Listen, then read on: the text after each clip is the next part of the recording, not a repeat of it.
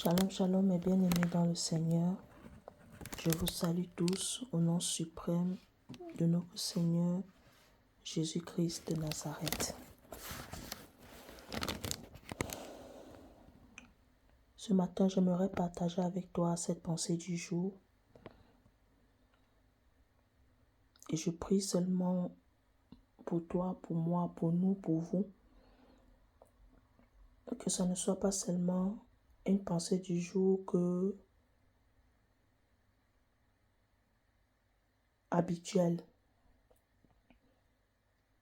que ça ne soit pas une habitude, mais qu'au travers de cette pensée du jour, nous puissions tous nous remettre en question et nous puissions tous prendre des fermes décisions et faire des meilleurs choix. Non pas pour Dieu, mais pour nous. Parce que malgré tout, Dieu reste Dieu. Que nous fassions des bons, que nous fassions des mauvais choix, ce n'est pas ça qui qualifie Dieu de Dieu ou Dieu tout-puissant. Ce qui qualifie Dieu de tout-puissant, du véritable Dieu de Dieu, c'est lui-même. C'est pas ses propres, son caractère, par rapport à qui il est, par rapport à ce que il déploie, pardon, par rapport à sa personnalité, par rapport à sa nature divine. C'est ce qui fait de lui Dieu. Ce n'est ni toi ni moi qui l'avons qualifié de Dieu. Parce qu'avant que nous ne soyons, lui, il était déjà. Voilà. Alors, sans plus tarder, nous allons prendre dans 2 Timothée 4, du verset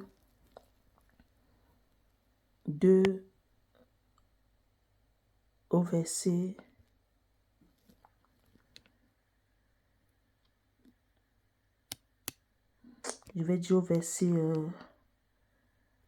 5. Je lis pour la gloire du Seigneur. Prêche la parole, insiste en toute occasion, favorable ou non, reprend, censure, exhorte avec toute douceur et en instruisant. Car il viendra un temps où les hommes ne supporteront pas la saine doctrine, mais ayant la démangeaison d'entendre des choses agréables, ils se tourneront une foule de docteurs selon leurs propres désirs, détourneront l'oreille de la vérité et se tourneront vers les fables.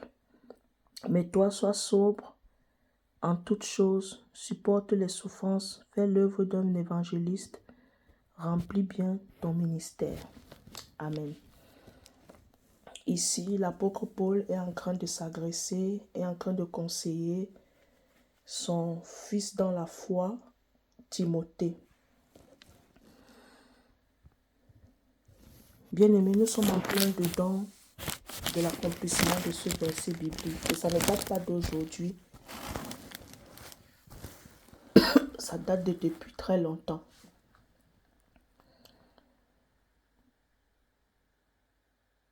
J'aime particulièrement un verset de Dieu, un verset de la parole de Dieu qui dit: ce qui est bien est appelé mal et ce qui est mal est appelé bien. C'est un verset biblique qui me porte ces derniers temps, depuis l'année passée. Même lorsque je parle à mon fils, même lorsque je veux exhorter mon fils, le conseiller, je m'appuie souvent sur ce verset biblique-là ces derniers temps. Parce que c'est la réalité, c'est la vérité au fait. C'est ce que nous sommes en train de vivre, bien-aimés.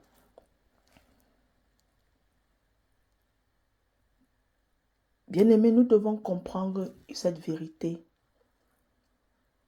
Nous ne sommes pas devenus chrétiens parce que c'est la modernisation, parce que c'est un style de vie, parce que c'est à la mode. Nous sommes devenus chrétiens parce que c'est ce qui est. Mais lorsque nous sommes devenus chrétiens, nous ne sommes pas devenus chrétiens dans le sens où nous devions encore vivre comme nous vivions avant, sans bon berger. Avant, nous étions des brebis sans berger. Nous étions livrés à nous-mêmes. Nous empruntons des chemins, nous n'avons personne pour nous diriger, nous conduire. À cause du péché, nous avons été séparés, privés de la gloire de Dieu. Dieu, par son amour, son infinie bonté, son infini amour,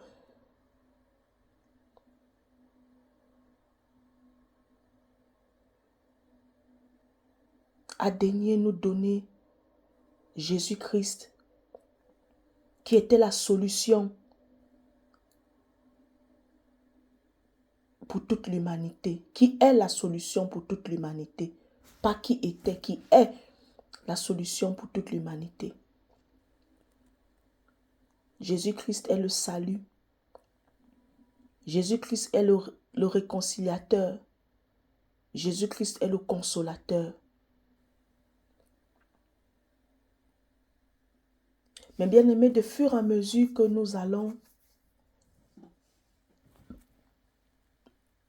de fur et à mesure que nous avançons dans la foi,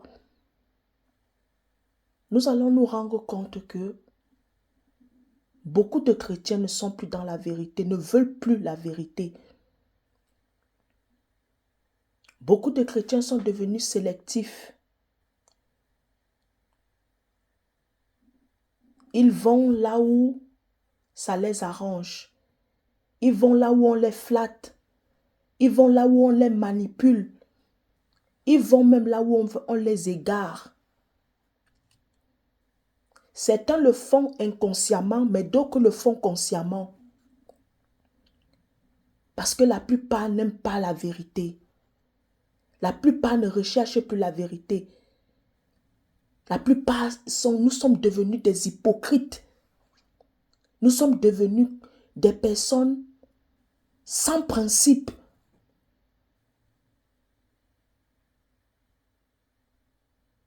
En vérité, des fois, je me pose la question, pourquoi nous sommes chrétiens? Pourquoi sommes-nous devenus chrétiens? Moi, ça m'est arrivé de me poser la question, Raïssa, pourquoi tu es chrétienne? Pourquoi est-ce que nous allons à l'église si ce n'est pas pour chercher Jésus? Si ce n'est pas pour Jésus? D'ailleurs, on ne va pas à l'église, on ne cherche pas que Jésus à l'église. On cherche même encore Jésus davantage après l'église, hors de l'église.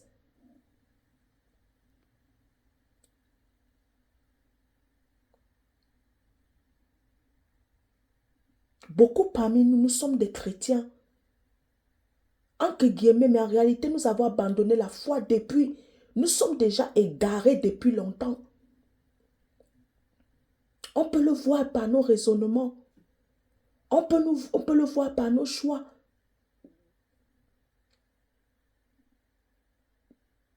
Nous aimons lorsqu'on prêche la bénédiction. Nous aimons lorsqu'on prêche le mariage. Nous aimons lorsqu'on prêche, on nous prophétise. Mais nous oublions que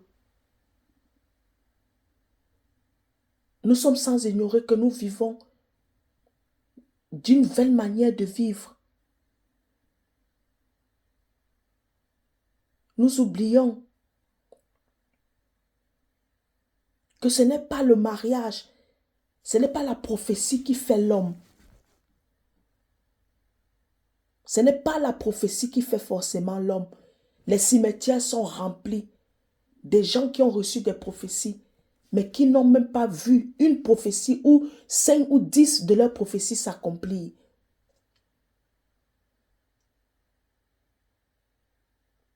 Bien-aimé, pourquoi es-tu chrétien?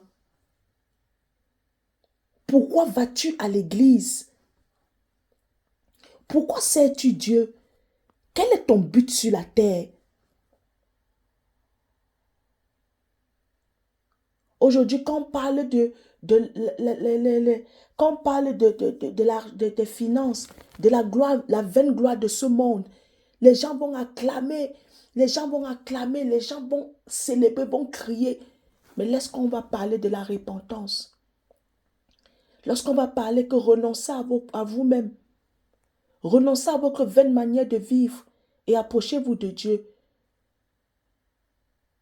Les chrétiens aiment ce qui aiment les prédications, les enseignements qui leur caressent au sens du poil. Dès qu'il y a une prédication qui touche, qui révèle la véritable nature du chrétien, le chrétien ne veut pas. Il ne veut plus entendre. Nous sommes devenus des chrétiens anesthésiés, aveuglés. Nous sommes devenus rebelles.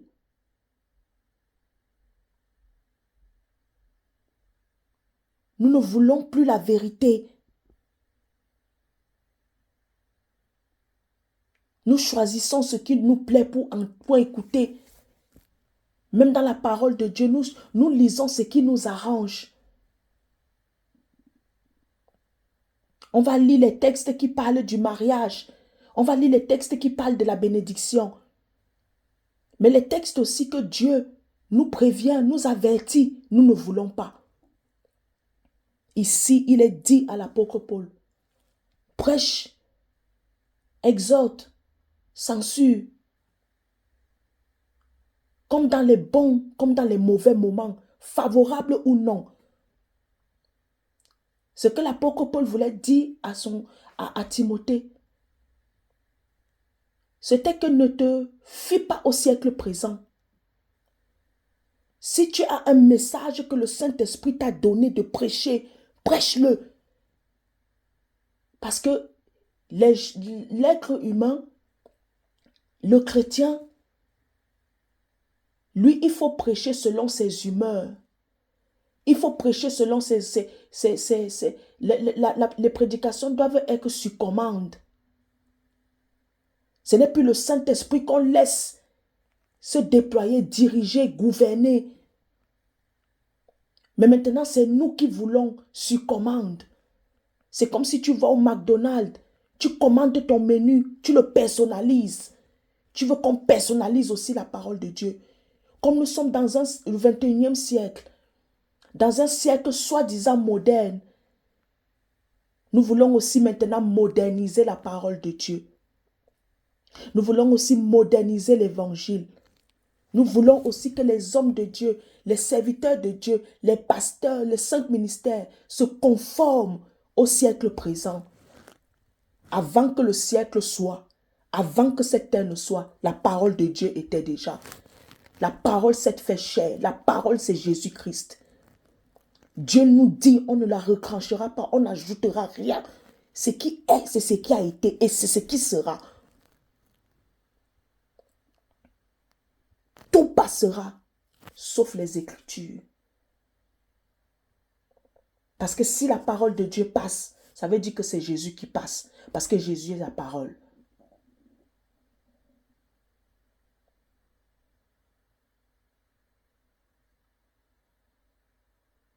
On ne peut pas se comporter. On veut crier les prédications. On veut crier les hommes de Dieu. On choisit quel homme de Dieu on veut suivre. Parce que cet homme de Dieu-là, non, lui, il est beaucoup dans les histoires de sanctification. Nous, on n'a pas besoin de ça. On a besoin de vivre notre vie. De toute façon, on est sous la grâce. Bien aimé, la parole de Dieu dit la grâce est trompeuse. La grâce est trompeuse. Nous qui vivons sous la dispensation de la grâce, nous serons plus sévèrement jugés. On nous demandera beaucoup que par rapport à ceux qui vivaient sous la loi. La grâce de Dieu, la dispensation de la grâce ne nous donne pas le droit, ne nous octroie pas le droit de vivre d'une vaine manière, de vivre comme nous voulons. Justement, s'il y a la grâce de Dieu, c'est parce qu'il y a quelqu'un qui a payé le prix. Justement, si nous vivons sous la grâce, c'est parce qu'il y a quelqu'un qui a payé le prix de sa vie. Nous ne sommes plus des brebis sans berger. Nous ne sommes plus des brebis errantes. Nous devons nous soumettre à celui qui est l'auteur de la grâce. Nous devons nous soumettre à celui qui est l'auteur de notre foi. Si vraiment nous sommes dans la foi, si vraiment nous marchons dans la foi, si vraiment nous sommes les véritables chrétiens.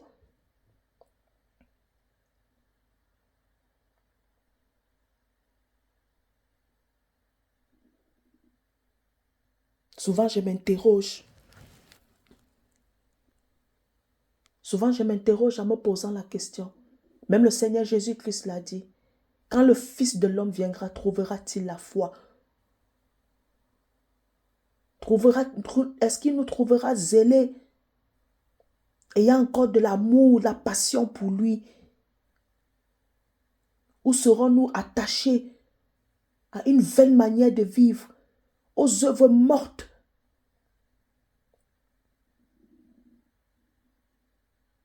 Aujourd'hui, les chrétiens ne veulent plus entendre la vérité. Mais si nous sommes devenus chrétiens, c'est parce que nous avons été affranchis. Nous avons été libérés du péché, de la vaine manière de vivre, de ce qui nous séparait de Dieu. Maintenant, nous sommes censés vivre dans la lumière, apporter la lumière là à ceux qui sont encore dans les ténèbres. Mais si nous qui prétendons être dans la lumière et que nous vivons conformément à ceux qui vivent dans les ténèbres, à quoi bon? À quoi sert-il que nous soyons des chrétiens?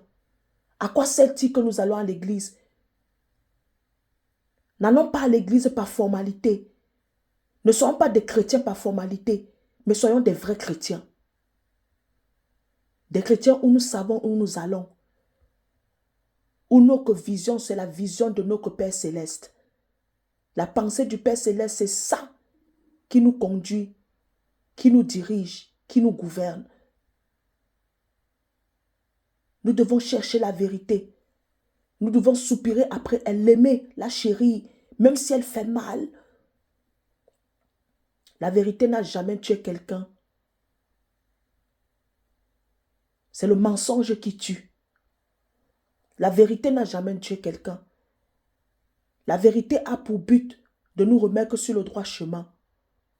La vérité a pour but de nous circoncire notre chair. La vérité a pour but de nous éclairer, de nous illuminer, de nous désaveugler.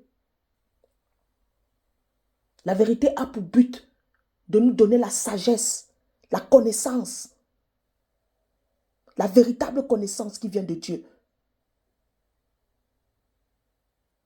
Mais si nous marchons un pied dans la vérité, un pied dans le mensonge, bien aimé, nous marchons dans le mensonge. Parce que Dieu ne vacille pas. Dieu ne vacille pas. En lui, il n'y a aucun nombre de variations.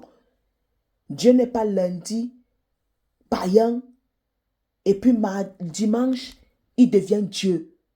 Non. Dieu est Dieu. Du lundi au vendredi, au dimanche. Du 1er au 31. De janvier en février. Des siècles, au siècle des siècles. Il doit en être de même pour toi et pour moi, pour nous et pour vous. On n'est pas chrétien que le dimanche. On n'est pas chrétien lorsque il faut prêcher. On n'est pas chrétien seulement lorsque il faut servir. On est chrétien même en dehors de l'église. On ne va pas à l'église pour se cajoler. On va à l'église pour être édifié. On ne va pas à l'église pour qu'on nous caresse au sens du poil. On va à l'église pour que notre chair soit circoncis. On va à l'église pour nous dépouiller du vieil homme, de toute souillure.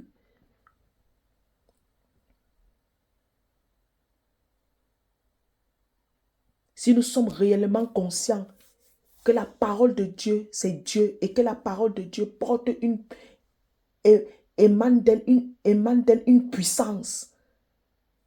Bien-aimés, beaucoup de chrétiens ne seraient plus dans la servitude. beaucoup de chrétiens ne seraient plus esclaves du mal, du péché. Beaucoup de chrétiens seraient délivrés sans même qu'il y ait besoin d'utiliser les dons spirituels ou bien qu'on utilise les dons spirituels, les paroles de connaissance. Souvent, nous sommes à l'église. Le Seigneur est en train de parler. Mais tant qu'il n'a pas mis du doigt, tant qu'il ne nous a pas pointé que ça, cette parole nous concerne, on ne se répand pas. On ne cherche pas à revenir à lui, à revenir au bon sentiment, au bon raisonnement. Il faut forcément qu'on dise que Sœur Aïssa, sors de l'impudicité, sors du vol, sors du mensonge. Dieu n'a pas besoin de tout le temps faire ça.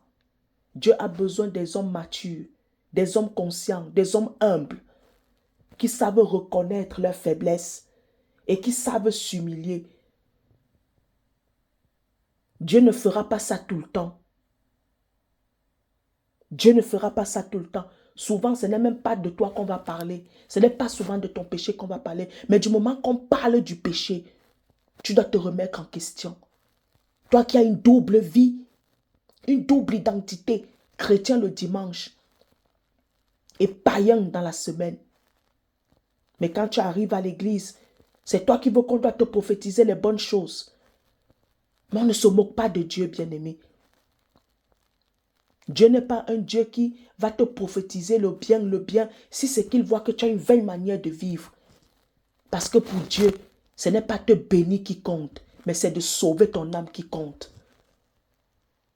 À quoi sert-il à un homme de gagner tout le monde s'il perd son âme? Tu vas à l'église pour qu'on te prophétise. Et lorsqu'on te prophétise, même en sachant que tu as une bizarre manière de vivre, une vaine manière de vivre, tu vis dans le péché. Mais cela n'attire pas ton attention. Cela ne te pousse pas à réfléchir que ça, l'esprit qui est en train de te prophétiser, c'est un esprit d'égarement.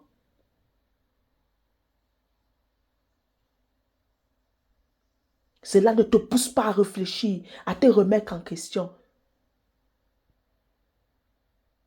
Pourquoi malgré ma sale vie, ma vaine manière de vivre, pourquoi on continue toujours à me prophétiser des bonnes choses?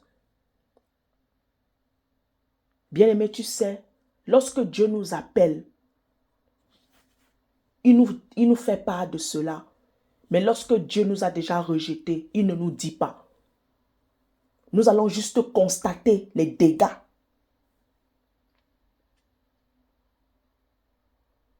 Nous allons juste constater les dégâts.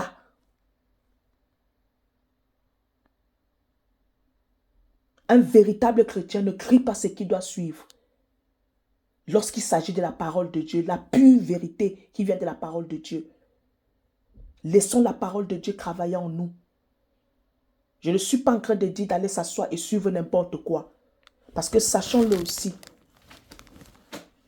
que si c'est qu'on part suivre une prédication et que ce n'est pas l'Esprit de Dieu qui est derrière cette prédication, ça peut nous séduire, nous envoûter, nous manipuler.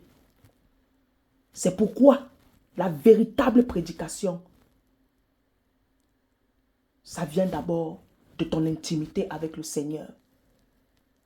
De l'amour pour la parole de Dieu, l'amour pour la méditation de la parole de Dieu. C'est ça ta véritable prédication. Dans ton intimité, quand tu es face à face avec Dieu, cœur à cœur avec lui. Et lorsque Dieu te parle, c'est ça sa prédication. Quand lorsque Dieu te donne son instruction, c'est ça ta méditation.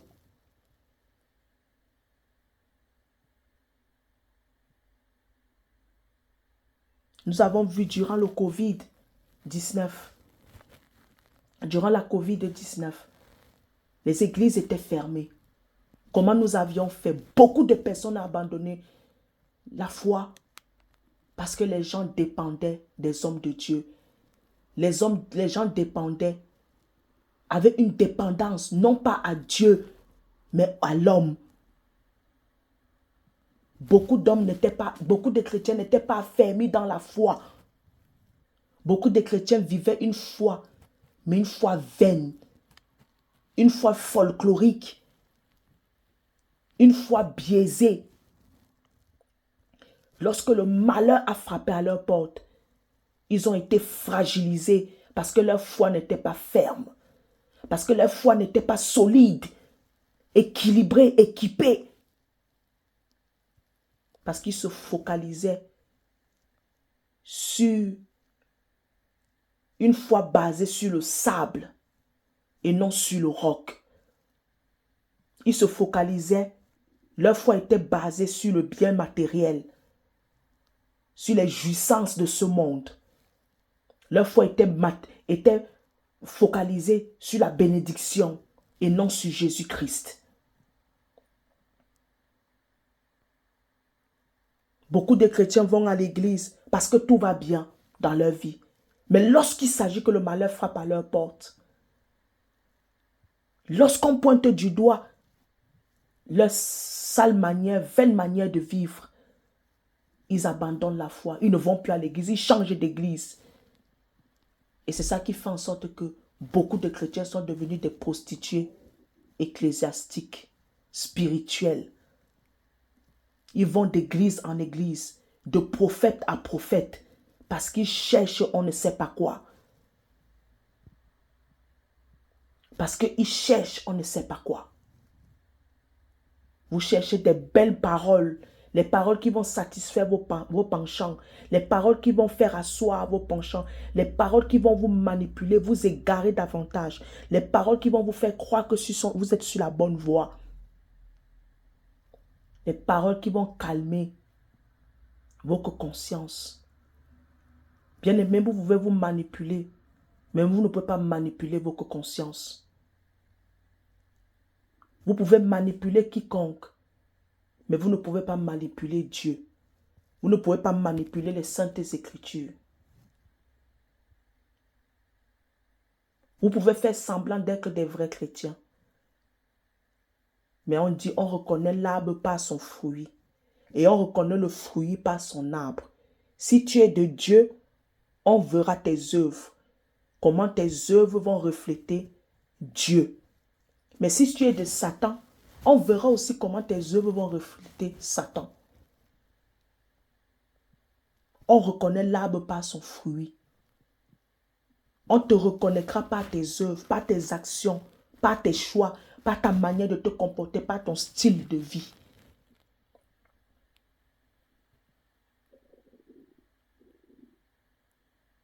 Un vrai chrétien, lorsqu'on prêche, il prend ce qui est bon pour lui. Il ne se met pas à regarder les autres. Que non, ça concerne tel. Tel est comme ça. Non, il se préoccupe d'abord de lui. Il se préoccupe d'abord de son âme.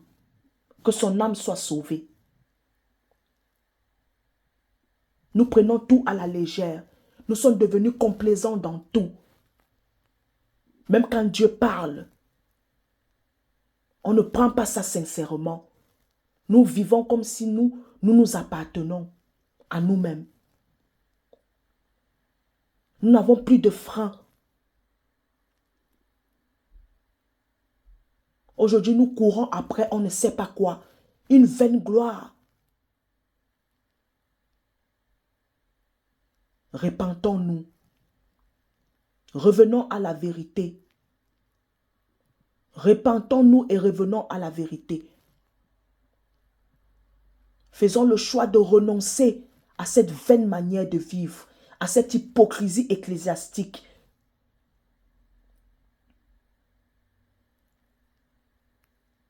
Être chrétien, ce n'est pas juste une simple formalité.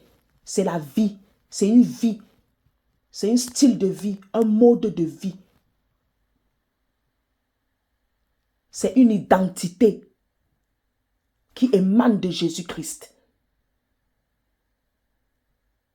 On dit que les chrétiens de l'église primitive, les frères et sœurs de l'église primitive, ont été appelés pour la première fois chrétiens, non pas par eux-mêmes, mais par les païens, parce qu'on voyait le caractère, les mêmes sentiments qui étaient en Christ, en eux. Être chrétien, c'est une identité. Être chrétien rend témoignage de Jésus, de qui nous sommes en Christ, de l'identité que Jésus-Christ nous a donnée et laissée. Donc, bien aimé, être chrétien, ce n'est pas un jeu. Être chrétien, ce n'est pas remplir une formalité. Être chrétien, ce n'est pas avoir une grosse Bible, prophétiser, avoir les paroles de connaissance, les dons spirituels. Être chrétien, ce n'est pas aller à l'église du lundi au vendredi, du lundi au dimanche. Être chrétien, ce n'est pas jeûner et prier. Tout ça, ce sont les résultats de notre chrétienne, de notre vie chrétienne. Mais être chrétien,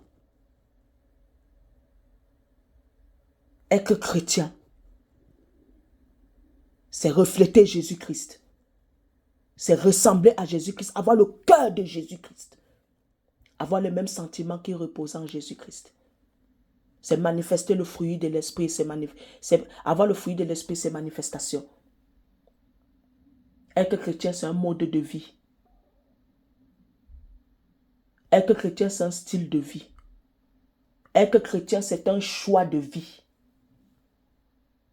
Que personne ne peut nous imposer, même pas Dieu. C'est un choix.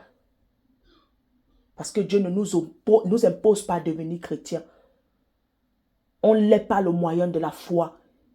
Mais une foi qui vient de nous. Que c'est nous-mêmes qui prenons nos décisions avec l'aide du cher Saint-Esprit. Parce que c'est du Saint-Esprit qui convainc de péché, de justice et de jugement. C'est Dieu qui nous attire à lui. C'est Dieu qui nous attire à Jésus-Christ. Dieu nous donne la capacité d'accepter et de recevoir le salut en Jésus-Christ. Être chrétien, ce n'est pas un jeu. Être chrétien, ce n'est pas lire la Bible selon nos émotions, selon ce qui nous arrange, selon ce qui nous convient, pour satisfaire nos passions charnelles, pour satisfaire notre vaine manière de vivre. Quand on est chrétien, on n'est pas sélectif lorsqu'il s'agit de la parole de Dieu. On peut être sélectif lorsqu'il s'agit peut-être de faire des choix. Les choix peut-être de suivre, d'écouter la parole. Parce qu'il y a des paroles qui ne viennent pas de Dieu, que ce n'est pas l'Esprit de Dieu qui inspire. Là, tu peux faire le choix avec le discernement des esprits que tu auras en toi. Parce que tu les as puisés. Tu as puisé ce don spirituel dans la présence de Dieu, dans ton intimité avec le cher Saint-Esprit. Le Saint-Esprit te fera crier, sélectionner les hommes de Dieu que tu dois suivre. Parce que ce n'est pas tout message qu'on doit suivre. Parce qu'il y a des messages qui semblent être des messages venant de Dieu. Mais derrière se cache l'esprit de divination, l'esprit de Python, l'esprit d'égarement et d'aveuglement, l'esprit de rébellion, l'esprit de séduction. Mais lorsqu'il s'agit de la parole de Dieu, bien-aimé, tu ne dois pas sélectionner. Lorsque tu es dans la méditation de la parole, tu ne dois pas sélectionner ce que tu dois lire. Tu dois lire toute la parole dans son entièreté, favorablement ou non. Cela va t'aider. Cela va t'aider dans ta propre marche, dans ta propre vie de foi.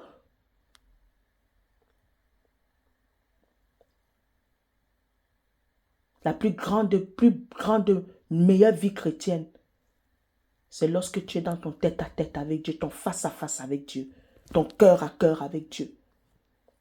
Dans ton lieu secret, c'est là que nous puisons de Dieu.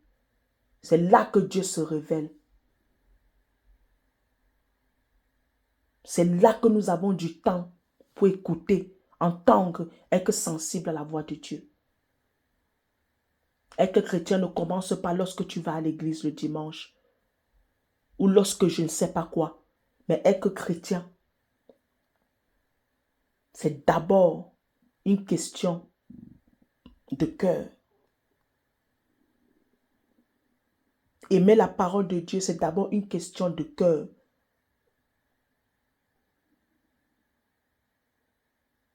Quand tu aimes la parole de Dieu, c'est parce que tu veux être agréable à Dieu. Et ce sera une facilité pour toi de recevoir la parole de Dieu. Lorsque tu veux marcher selon Dieu, Jésus-Christ dit dans sa parole, « Mes brebis entendent ma voix et elles me suivent. » Celui qui garde mes commandements, c'est celui-là qui est mon disciple. Celui qui garde mes commandements, pas seulement garder, mettre aussi en pratique. C'est celui-là qui est mon disciple. Alors, bien-aimé, ce matin, je veux t'encourager. Je veux t'encourager sincèrement à te remettre en question, à faire une introspection à ta propre vie. Ancre en toi-même. Interroge-toi, interroge le Saint-Esprit. Saint-Esprit, jusqu'ici, est-ce que ma vie chrétienne t'est agréable? De toute façon, tu peux le savoir. Hein? Tu peux savoir si tu es sur la bonne voie et si tu n'es pas sur la bonne voie. Tu peux savoir, bien-aimé, par ton mode de vie, ton style de vie, par tes choix, par tes principes, par les valeurs que tu as.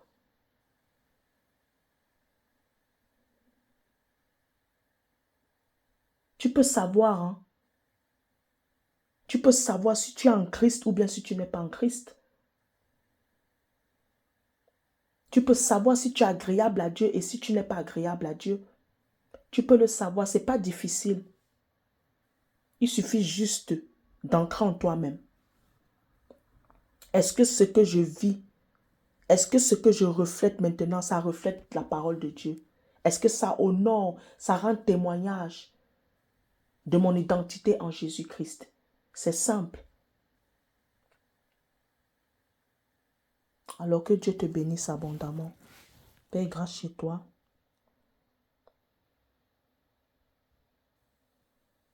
Que la faveur de Dieu t'accompagne. Et comme je le dis toujours, tant qu'il y a la vie, il y a de l'espérance, il y a de l'espoir. Rien n'est perdu, bien-aimé. Il se peut que tu t'aies trompé, mais il se peut que Dieu peut te relever. Il se peut que tu peux te relever. Rien n'est perdu. Reviens à Christ. Tu peux revenir à Jésus. Tu peux revenir sur la bonne voie, la vérité. Ne promène pas les regards inquiets que tu dis que non, pour moi c'est fini. Je ne suis plus digne. Non. Ne fais pas ce que Judas Iscariote a fait. Aller se suicider. Mais prends exemple sur Simon-Pierre. Lui, malgré qu'il a régné Jésus 3 fois, il ne s'est pas suicidé. Parce qu'il connaissait le cœur de Jésus. Il connaissait qui est Jésus. Et il a compris que Jésus en valait la peine. Et il savait que le Jésus qu'il connaissait allait le pardonner. Ce n'était pas facile pour lui, mais il a fait le choix de vivre. Et on a vu, lorsqu'il a fait le choix de vivre, Jésus l'a relevé. Et c'est à lui qu'on a donné les clés de l'église, la clé de l'église. Il n'est pas trop tard pour toi. Tu peux te relever et tu vas te relever. Il te suffit juste de poser un acte de foi, d'aller devant le trône de la grâce, te prosterner devant le Père et le laisser te transformer, te toucher, te dépouiller. Que Dieu te bénisse abondamment. Bonne journée. Bye bye.